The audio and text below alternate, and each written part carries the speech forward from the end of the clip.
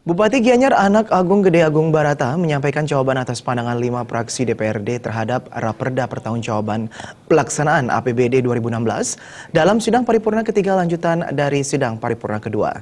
Sidang tersebut dihadiri oleh 32 anggota DPRD.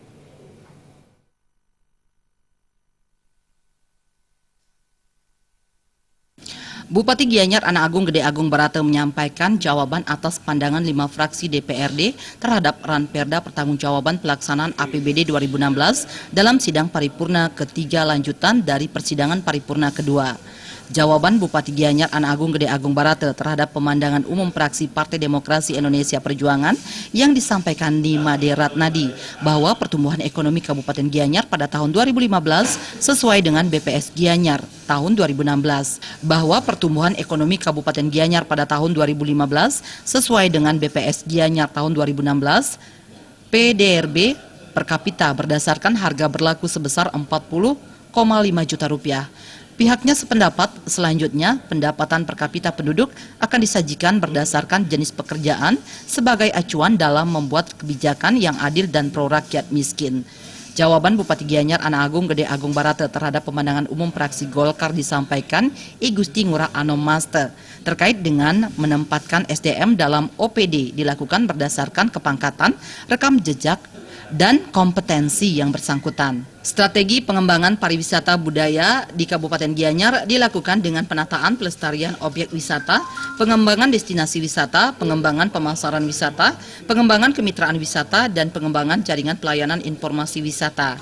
Jawaban Bupati Gianyar Anak Agung Gede Agung Barata terhadap pemandangan umum fraksi Demokrat yang disampaikan I Ketut Karde terkait belanja daerah yang terrealisasi sebesar 1,73 triliun rupiah disebabkan adanya efisiensi pengeluaran belanja serta dana hibah yang tidak tersalurkan karena pemberiannya lebih selektif dengan ketentuan peraturan perundang-undangan.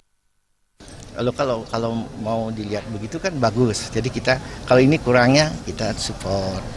Kalau sudah cukup kita sudah biarkan hanya mengasih semangat. Nanti kita support dengan apa yang bisa diusahakan, misalnya program-program gitu.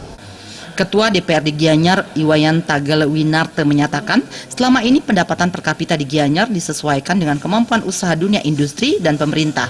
Kedepan, pendapatan per kapita akan disesuaikan menyangkut kualitas kerja dan kinerja sehingga antara yang memang kerja akan lebih bersemangat.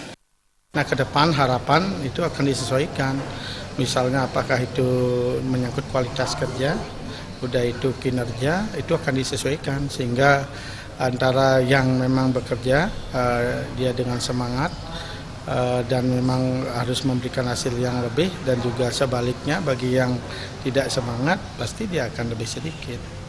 Dari 40 orang anggota DPRD yang hadir sebanyak 32 orang, sedangkan 8 orang tidak hadir dengan keterangan izin.